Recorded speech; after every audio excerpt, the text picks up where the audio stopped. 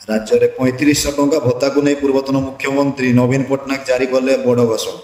एवं रिसेंटली आम मोहन माझी सरकार 3500 टंका भत्ता मिल 80 वर्ष ऊर्ध्व वयस्क बोली घोषणा करते विरोध कर नवीन पट्टनायक जारी कले आउ एक बड़ अपडेट। तो चलतु देखा पूर्व जदि आप आम चैनल को नुआ देखुं आम चैनल को एवं सब्सक्राइब करूँ एमती नुआ नुआ इनफॉर्मेटिव वीडियो देखा।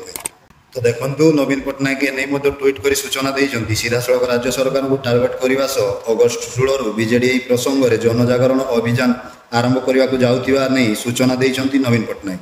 तो एने पोस्ट शेयर कर नवीन लिखिं बीजेपी तार निर्वाचन घोषणा पत्र में भत्ताधारी को 3000 तथा 3500 टंका भत्ता प्रदान पर प्रतिश्रुति देता। एथिरे वयस्क भिन्नक्षम विधवा तथा निराश्रय माने सामिल थिले। हेले बजेट रे कुआ जायछि जे केवल 80 वर्ष बयस रु अधिक वयस्क एवं 80% रु अक्षमता थिबा भिन्नक्षम ही वर्धित भत्ता पाइबे।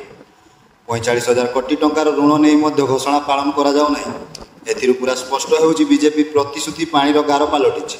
भत्ताधारी वयस्क तथा समस्त ओडिशावासी प्रतारणा होइछि।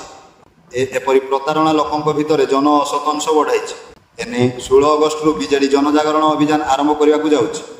प्रति पंचायत एने सचेतनता कार्यक्रम करा जिवो। वयोज्येष्ठों अधिकार पाई बीजेडी आगरू बाहर। प्रतिटी कर्मी तथा सचेतन नागरिक एथिरे सामिल होई लोकंकु बीजेपी प्रतारणा विषय जागृत करिवे। मु आशा करुछि बीजेपी ओडिशार लोकंकु भुआ न बुलेई प्रदान करितबा प्रतिश्रुति पालन करिवो। बीजेपी निजर प्रतिश्रुति पूरण न करने पर्यंत ओडिशावासी निकट में यह पहुँचाइवाई बीजेडी सर्वदा निजर अभियान जारी रखियो। तेबे आसंता अगस्ट 16 बीजेडी जनजागरण अभियान आरंभ करिवो।